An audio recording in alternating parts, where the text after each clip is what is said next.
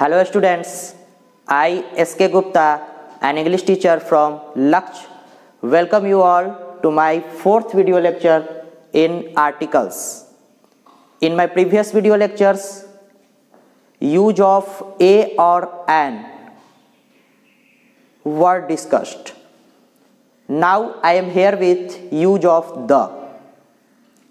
So first of all, before starting the use of the, I would like to remind you what have you been taught so far.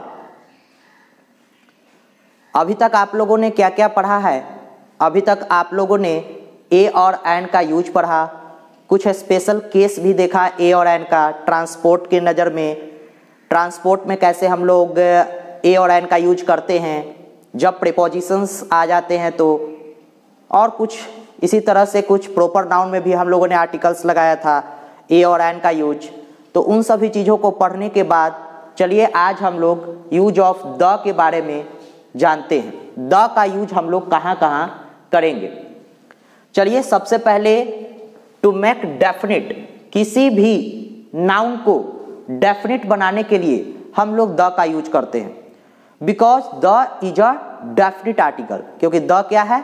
Definite article है, इसलिए इस किसी भी noun को definite बनाने के लिए द का यूज करते हैं। मैंने शुरू में ही आप लोगों को डिफरेंसेस बताया था डेफिनिट और इनडेफिनिट में, और आज फिर से वो द के यूज में आपको रिपीट कर रहा हूं मैं। जैसे मैंने बताया था कि दूसरी बार अगर किसी चीज का चर्चा अगर आप करते हो तो वो डेफिनिट बन जाता है। जैसे सी बॉट अ सिल्क साड़ी, उसने एक सिल्क साड़ी खरीदी। साड़ी सिल्क थी, उसने खरीदी। अब आप ये सोच रहे हो कि सर यहां पर आपने अ लगाया, ऐसा इसलिए माय डियर क्योंकि साड़ी के पहले ये सिल्क है, ये एडजेक्टिव का काम कर रहा है, साड़ी के बारे में बताया जा रहा है। साड़ी कैसी है? तो सिल्क है। और मैंने बताया था किसी भी नाउन रहे, एडजेक्टिव रहे, तो उसके पहले आपको आर्टिकल ए और एन लगा देना है। तो ये तो मैंने पहली बार चर्चा किया साड़ी का, इसलिए मैंने अ लगाया, यानी इनडेफिनिट आर्टिकल का यूज किया। बट इसके बाद मैंने इसी साड़ी को दोबारा इंट्रोड्यूस किया है। The sari was very costly. अब यहाँ पर साड़ी की बात नहीं हो रही है। दुनिया में जितनी साड़ियाँ हैं वो सभी साड़ियाँ की बात नहीं हो रही है, उस साड़ी की बात हो रही है जो उसने खरीदी है। इसलिए दूसरी बार जो चर्चा मैं कर रहा हूं वो स्पेशल साड़ी की चर्चा कर रहा हूं जो उसने खरीदी है, इसलिए यहां पर साड़ी डेफिनिट हो गया, इसलिए मैंने द लगा दिया। चलिए एक और एग्जांपल से हम लोग समझते हैं। ये तो मैंने दो सेंटेंस में स्प्लिट करके आपको बताया, अब इसी दो सेंटेंस को मैं ज्वाइन करके आप लोग को समझाता हूं। जैसे the book that he bought, अब यहां पर क्या सारी किताब की बात हो रही है? अब आप लोग यहां पर सोच में पड़ गए होंगे कि यहां पर दूसरी बार चर्चा हुई कहां, द कैसे लग गया? यहां पर हुई है, आप लोग ध्यान दीजिए। The book that he bought, वो किताब जो उसने खरीदी। यहां पर सारे बुक की बात नहीं हो रही है, उस बुक की बात हो रही है जो उसने खरीदी। मतलब उस बुक से उसका सामना खरीदते समय ही हो गया और उसके बारे में अब और बातें बताई जा रही हैं। मतलब वो सारे बुक के बारे में नहीं बताई जा रही है जो बुक उसने खरीदी। बस आपको एक ही सवाल करना है, क्या सारी बुक के बारे में बात हो रही है, सारी चीजें के बारे में बात हो रही है? अगर ऐसा नहीं मिलता है तो वो डेफिनिट है। जैसे मैं कहता हूं the house where I stay where I live, या the place where I live, यहां पर मैं उस जगह की बात कर रहा हूं जहां मैं रहता हूं। मैंने इंडिकेट किया, मैं सारे जगह की बात नहीं कर रहा हूं, समझ रहे हैं? तो उसी अनुसार यहां पर सारे बुक की बात नहीं हो रही है, जो उसने खरीदी है उसी बुक की बात हो रही है। वो बहुत ही इंटरेस्टिंग थी, तो यहां पर ये द बुक आ गया, क्योंकि ये बुक क्या बन गया? डेफिनिट बन गया, खास बन गया, है ना? चलिए अब हम लोग नेक्स्ट पॉइंट में चलते हैं। यहां पर एक स्ट्रक्चर आपका लिखा गया है। अगर नाउन हो, नाउन के बाद कोई भी प्रीपोजिशन खास करके ऑफ आए और उसके तुरंत बाद नाउन हो, मतलब ऐसा structure N plus P plus N, तो इसके पहले आपका द आएगा, मतलब noun plus prepositions plus noun, तो फर्स्ट वाले नाउन के पहले आपका आर्टिकल द आएगा। ये स्ट्रक्चर है। जैसे आप यहां पर इस एग्जाम्पल के थ्रू आप अच्छे से समझ सकते हो, the boys of this class are smart. अब यहां पर मैंने द लगाया है, क्यों? क्योंकि ये नाउन है। देखिए ये प्रीपोजिशंस है और ये फिर क्लास, क्लास क्या है? नाउन है। तो ये जब नाउन है, नाउन प्रीपोजिशंस एंड नाउन, तो फर्स्ट वाले नाउन के पहले तो द तो आएगा ही आएगा, क्योंकि यहां पर स्ट्रक्चर क्या बन रही है my dear? The N P N. तो देखिए यहां पर एन पी एन, तो उसके पहले क्या लग जाना है? द, तो यहां पर द आया। उसी तरह से एक और एग्जांपल में आप देखिए, द डिक्लाइन इन, यहां पर प्रीपोजिशन आया, यहां पर गुड्स, ये भी नाउन है, और ये क्या है? ये भी नाउन है। तो एन पी एन, तो यहां पर क्या आ गया? द आ गया। तो इस तरह के स्ट्रक्चर में आपका एन पी एन जहां पर भी आपको दिखे तो फर्स्ट वाले नाउन के पहले आपको द पुट कर देना है। चलिए अब हम लोग नेक्स्ट पॉइंट में चलते हैं, कंपैरेटिव डिग्री। देखिए ऐसे कंपैरेटिव डिग्री में द का यूज हम लोग जनरली नहीं करते हैं। Generally we don't use the before comparative degree, but here is a special case where article the is used. Then let's have a look at that special case. चलिए हम लोग नजर दौड़ाते हैं उस स्पेशल केस पर। क्या है वो स्पेशल केस? अगर मैं सिंपल सा लिख दूं better than, taller than, smarter than, brighter then, comparative degree के पास कंपैरेटिव डिग्री के बाद हमेशा देन का यूज किया जाता है, और जब भी देन का यूज किया गया हो तो कभी भी आप द नहीं लगाओगे, कभी भी नहीं। जैसे यहां पर आप देख सकते हो कंपैरेटिव डिग्री यहां पर है CD और यहां पर देन लगा हुआ है, तो आप इस कंपैरेटिव डिग्री के पहले कोई भी आर्टिकल नहीं लगाओगे। अगर आप लगाते हो, यहां पर लगाया गया है इसलिए ये क्या हो गया? गलत हो गया। लेकिन वो कौन सा स्पेशल केस है जब हम लोग लगाएंगे आर्टिकल? देखिए कंपैरिजन का मतलब क्या होता है? तुलना करना। कंपैरेटिव डिग्री किस लिए यूज करते हैं? हम लोग दो व्यक्तियों के बीच में या दो वस्तुओं के बीच में या दो कोई भी ऑब्जेक्ट्स के बीच में तुलना करने के लिए, कि वो लंबा है, छोटा है, मोटा है, किससे कौन ज्यादा स्मार्ट है, मतलब दोनों में तुलना करने के लिए। तो तुलना करने के लिए हम लोग कंपैरेटिव प्लस देन लगाकर सेंटेंस को जनरली बनाते हैं, और अगर ऐसे बनाते हैं तो कोई भी आर्टिकल कंपैरेटिव डिग्री के पहले नहीं आता है। लेकिन जब यही तुलना करने का सेंस हो और साथ ही साथ सिलेक्शन का सेंस हो, in the sense of selection, यहां पर जो मैंने लिखा है ये कब आएगा? In the sense of selection. Selection के सेंस में इसका यूज, इस स्ट्रक्चर का यूज किया जाएगा। अब ये सिलेक्शन क्या होता है?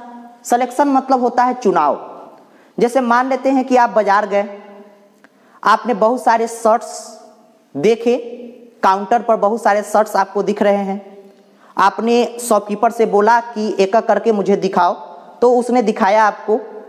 अब आपके बगल में एक दोस्त है, आप उससे राय ले रहे हो कि बताओ ये दोनों में से कौन शर्ट, दो शर्ट आपने चूज किया, अब ये दोनों में से कौन शर्ट तुम्हें पसंद है या कौन शर्ट हमें चुन लेना चाहिए।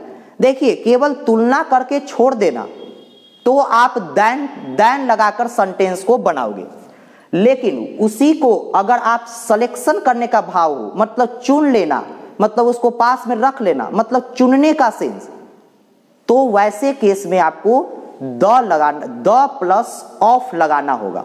जैसे the comparative degree plus of plus the, ये स्ट्रक्चर चलेगा। चलिए हम लोग इस स्ट्रक्चर का एक सेंटेंस ले लेते हैं ताकि अच्छे से क्लियर हो सके। यहां पर मैंने लिया है he is the better of the two boys, वो दोनों लड़कों में से ज्यादा अच्छा है, वो दोनों लड़कों में से ज्यादा अच्छा है। मैंने उसको चुन लिया। अगर कोई मुझे सिलेक्शन करने के लिए कहेगा कि दोनों लड़कों में से कौन लड़का ज्यादा परफेक्ट है इस परफॉर्मेंस को देने के लिए या कोई भी चीज करने के लिए तो वो ज्यादा अच्छा है।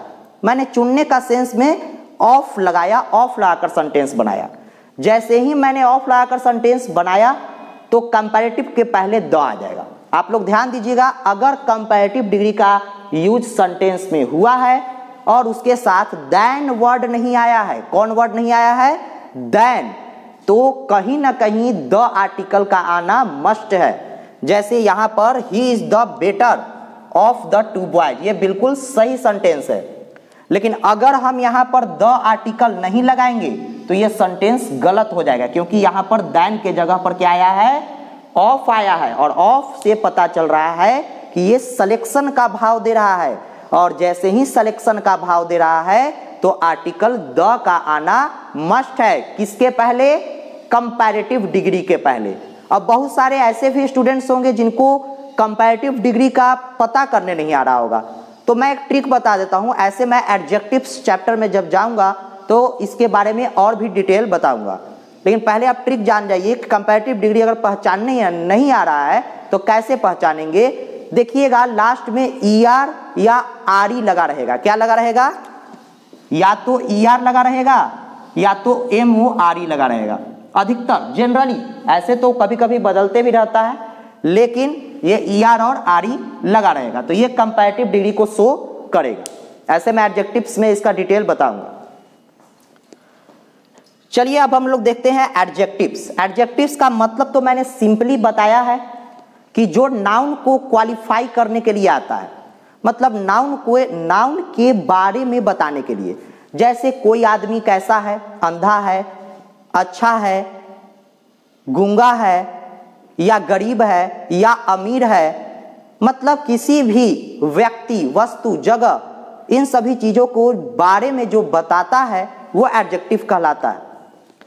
और अगर उस एडजेक्टिव के पहले हम द लगा दें, कुछ ऐसे एडजेक्टिव्स है, अगर एडजेक्टिव्स के पहले अगर हम द लगा दें तो वो प्लुरल बन जाता है।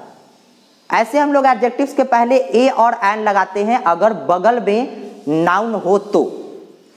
लेकिन अगर बगल में हमको नाउन नहीं देना है और डायरेक्ट एडजेक्टिव का प्लुरल बना देना है तो द लगाकर बना सकते हैं। जैसे द ब्लाइंड, द ब्लाइंड के बाद पीपल लगाने की जरूरत नहीं है माय डियर, यहां पर पीपल लगाने की जरूरत नहीं है। क्यों?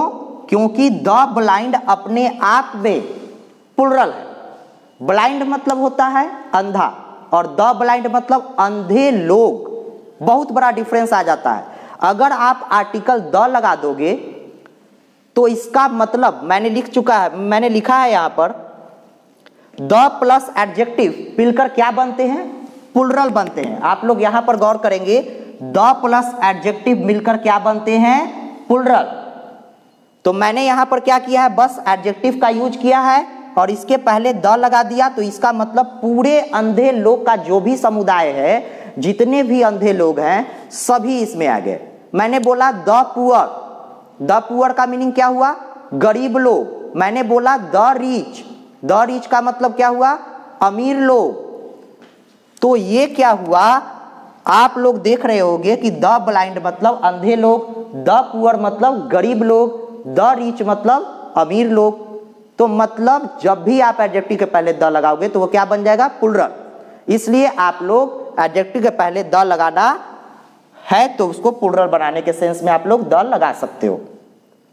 यहां पर दो मैंने एग्जाम्पल दिया है, इस पर थोड़ा आप लोग ध्यान देंगे। Arms were given to the poors. अब आप एक बात गौर कर रहे होगे यहां पर कि मैंने इस सेंटेंस को क्रॉस कर रखा है। ऐसा क्यों किया मैंने, पुअर्स मैंने लिखा है, हमको एस लगाने की जरूरत क्यों पड़ी, जबकि मैंने आपको तो शुरू में ही बता दिया ना कि द प्लस एडजेक्टिव मिलकर तो ऑलरेडी प्लुरल बन गए, तो अलग से एस लगाने की क्या जरूरत है। तो यहां पर एरर है। इसी तरह से कुछ सेंटेंस आपको एरर दिए जाएंगे जो मैं पूरे चैप्टर खत्म हो जाने के बाद मैं आपके सामने सेट लाऊंगा, तो मैं इसी तरह से सेंटेंस आपको एरर चुनने के लिए दूंगा। तो यहां पर आप लोग देख रहे हो कि द जब लगाया आपने तो ये ऑलरेडी प्लुरल बन गया, तो ये अलग से एस कहां से आया, तो इसका मतलब गलत है। इस एस को हमको रिमूव करना होगा यहां से, द पुअर। भीख दिए गए गरीब लोगों को, भीख दिए गए गरीब लोगों को, है ना। अलग से एस लगाने की क्या जरूरत है, जबकि ऑलरेडी हम लोग जानते हैं माय डियर कि द लगाने से वो प्लूरल बन गया, है ना। चलिए अब हम लोग नेक्स्ट टॉपिक में चलते हैं, नेक्स्ट पॉइंट में, सुपरलेटिव डिग्री। ये तो आप लोग जानते होंगे, you are the best, I am the best, east and west, India is the best, है ना। मतलब सुपरलेटिव डिग्री के पहले द तो लगता ही है। सुपरलेटिव डिग्री कैसे पहचानेंगे, लास्ट में एसटी लगा रहेगा। ऐसे एडजेक्टिव चैप्टर में इसका डिटेल है, मैं आगे बताऊंगा। फिलहाल आप सुपरलेटिव डिग्री का मतलब क्या समझते हो, जब तुलना किया जाए दो से ज्यादा के बीच में। जब हमको दो व्यक्तियों या दो ऑब्जेक्ट्स के बीच में अगर तुलना करना है तो कंपैरेटिव डिग्री का यूज करेंगे, और अगर दो से ज्यादा व्यक्तियों के बीच में तुलना करना है तो सुपरलेटिव डिग्री का यूज करेंगे। शायद आप लोग कंफ्यूज हो रहे होंगे। चलिए मैं आपको प्रैक्टिकल एग्जांपल देता हूं। मान लेते हैं कि आप हो और आपके एक दोस्त है। अगर दोनों में कंपैरिजन किया जाएगा कौन ज्यादा इंटेलिजेंट है, तो बोलिएगा he is the more intelligent of the two. मतलब जब दो व्यक्तियों के बीच में कंपैरिजन करना होगा तो कंपैरेटिव डिग्री। अब हम पूछेंगे इस क्लास में सबसे लंबा लड़का कौन है, who is the tallest boy in this class. तो देखिए यहां पर सारे लड़कों के बीच में, मतलब दो से ज्यादा के बीच में अगर कोई सबसे उच्चतम है या सबसे न्यूनतम है, सबसे कम है, तो वो सुपरलेटिव डिग्री हो गया। जैसे एसटी लगा हुआ है देखिए, तो इसके पहले द मस्ट है, आएगा ही आएगा, ठीक है। अब ये पॉइंट सबसे इंपॉर्टेंट है, इस पॉइंट से बहुत सारे क्वेश्चन एराइज किए जाते हैं, तो ये पॉइंट को आप लोग ज्यादा गौर करेंगे। देखिए school, college, jail, temple, church, bed, ये मैंने कुछ 4-5 वर्ड्स लिखे हैं जो कि नाउन्स हैं। इन सभी के पहले आर्टिकल द का यूज हम लोग जनरली नहीं करते हैं। कभी भी आपने ऐसा सुना है क्या, I go to the school, I go to the school at 8 AM, कभी सुना है? नहीं ना। आई गो टू स्कूल सुने हैं, द नहीं सुने हैं। लेकिन कुछ ऐसे स्पेशल केस हैं जब द लगाए जाते हैं। कुछ ऐसे स्पेशल केस हैं जब इन सभी नाउन्स के पहले द लगाए जाते हैं। तो वो कौन कौन से स्पेशल केस हैं, मैंने यहां पर लिख रखा है। The will be used when the purpose of visiting is changed. इसका मतलब क्या हुआ, जब पर्पस मतलब क्या होता है, उद्देश्य, लक्ष्य, कहीं जाने का क्या उद्देश्य है, अगर वो चेंज हो गया तो द लगाएंगे। जैसे स्कूल जाने का उद्देश्य क्या रहता है, पढ़ने के लिए, सीखने के लिए, लेकिन आप स्कूल में जा रहे हो प्रिंसिपल सर से मिलने के लिए, डायरेक्टर सर से मिलने के लिए, या आप स्कूल में जा रहे हो किसी दोस्त से मिलने के लिए, या स्कूल में आप जा रहे हो किसी दूसरे काम की वजह से, तो वैसे केस में द लगेगा। जैसे मैंने यहां पर लिखा है he is going to the school to meet his friend. यहां पर द क्यों आया, क्योंकि स्कूल जा रहा है किस लिए, अपने दोस्त से मिलने के लिए। तो स्कूल जाने का यह मतलब तो नहीं है कि आप दोस्त से मिलने का उद्देश्य है आपको तो स्कूल जाना है पढ़ने के लिए, लिखने के लिए, सीखने के लिए, लेकिन आप जा रहे हो दोस्त से मिलने के लिए। हाँ ठीक है, आप तो दोस्त से मिलोगे ही, क्योंकि वहां पर बहुत सारे आपने दोस्त बनाए होंगे, लेकिन मेन पर्पस तो क्या है आपका, is to learn and write and learn something in the class, in the school. तो आप यहां पर गोइंग टू द स्कूल लिखे हो, इसका मीनिंग है कि स्कूल आप किसी दूसरे काम की वजह से जा रहे हो। अगर जनरली सेंटेंस में कोई वजह नहीं लिखा रहे तो मानना है कि वो रियल पर्पस से ही जा रहा है। जैसे मैंने बोला I go to bed at 9 PM, तो इसका मतलब क्या हुआ, I go to the bed, no my dear, क्योंकि मैंने यहां पर उद्देश्य नहीं बताया कि मैं बेड पर किस लिए जा रहा हूं। जब मैंने उद्देश्य नहीं बताया तो इसका मतलब अंडरस्टूड है कि मैं सोने ही जा रहा हूंगा। जब तक आपको कोई पर्पस नहीं बताया जाए तब तक आप अपने से अंदाजा मत लगा लेना कि वो इस काम से जा रहा होगा। जब तक सेंटेंस में ये मेंशन ना किया रहे कि वो किस काम की वजह से जा रहा है, तो आपको कभी भी आर्टिकल द का यूज नहीं करना है। जब मेंशन कर दे तो आपको देखना है कि क्या ये सही उद्देश्य है। अगर सही उद्देश्य है जाने का तो द नहीं लगाएंगे, अगर गलत उद्देश्य है तो द लगाएंगे। जैसे मान लेते हैं बेड पर क्या करना होता है, सोना होता है, लेकिन मान लेते हैं कि कोई बेड पर बैठा हुआ है, तो हम क्या बोलेंगे, he is sitting on the bed, he is sitting on the bed. क्यों?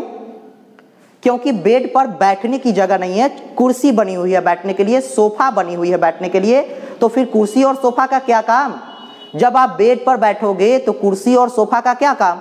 बेड तो बना है सोने के लिए, लेकिन आप उस पर बैठ रहे हो, इसका मीनिंग है आपका पर्पस चेंज हो रहा है। मतलब बेड आप जिस पर्पस से लाए थे घर में सोने के लिए, आप उस पर बैठ रहे हो, तो वहां पर क्या लग जाएगा? द लग जाएगा। क्यों? क्योंकि मेरा पर्पस क्या हो गया? चेंज हो गया। अब मान लेते हैं कि आपकी माँ टेम्पल जाती है प्रतिदिन।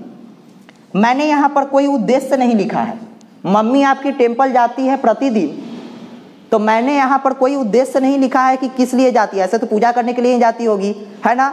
थोड़ी ना कुछ दूसरा काम करने के लिए जाती होगी। मम्मी है पूजा करने के लिए जाती होंगी, क्योंकि मैंने यहाँ पर कोई उद्देश्य नहीं लिखा है, इसलिए मैं द नहीं लगा सकता हूँ। इसलिए यह सेंटेंस गलत है। जब तक मैं कोई पर्पस मेंशन न कर दूं, तब तक अपने से अंदाजा नहीं लगा लेना है कि मम्मी है पूजा करने के लिए नहीं, कोई दूसरा काम करने के लिए जा रही होगी। ऐसा लॉजिक नहीं लगाना है माय डियर, जब तक उद्देश्य ना दे। इसको simply my mother goes to temple every day, इसमें द टेम्पल लगाने की कोई जरूरत नहीं है। अब आप मान लेते हो कि आप टेम्पल जा रहे हो चप्पल चोरी करने के लिए, या फिर आप अपने स्लीपर्स को एक्सचेंज करने के लिए जा रहे हो। आपने मंदिर गया, बहुत सारे लोग ऐसे भी होते हैं जो मंदिर जाते हैं स्लीपर्स को एक्सचेंज करने के लिए, है ना? तो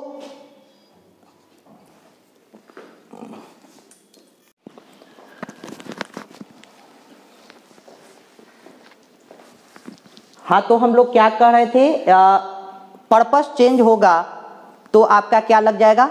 द लग जाएगा। जैसे मैंने अभी एक एग्जाम्पल लिया था, बहुत ही मजेदार एग्जाम्पल था। जैसे अगर आप मंदिर जा रहे हो चप्पल एक्सचेंज करने के लिए, दैट मीन्स स्लीपर्स एक्सचेंज करने के लिए, तो आप क्या लगा दोगे? द लगा दोगे, क्योंकि मंदिर जाने का मतलब है पूजा करना। अगर आप चप्पल एक्सचेंज करने के लिए जा रहे हो तो क्या हो जाएगा? He is going to temple to exchange slippers. गलत, he is going to the temple to exchange slippers, क्योंकि यहाँ पर स्लीपर्स एक्सचेंज करने के पर्पस से हम लोग जा रहे हैं, वो जा रहा है, इसलिए द लगा। उसी तरह से हम लोग आगे बेड के बारे में भी चर्चा किए थे। बेड सोने की जगह और आप उस पर बैठ रहे हो, तो ये पर्पस क्या है? चेंज हुआ, तो वहां पर भी आपका द लगेगा, जैसे he is sitting on the bed. ठीक है, अब हम लोग नेक्स्ट पॉइंट में चलते हैं, musical instrument. Musical instrument means क्या होता है? गाना बजता है जिससे वाद्य यंत्र, मतलब जिससे गाना बजे, मतलब यंत्र होता है, म्यूजिक बजाने का यंत्र होता है। जैसे the tabla, the violin, the guitar, the flute, ये सभी ऐसे इंस्ट्रूमेंट्स हैं जिससे म्यूजिक बनते हैं, म्यूजिक क्रिएट होते हैं, म्यूजिक बजते हैं, म्यूजिक प्ले होते हैं।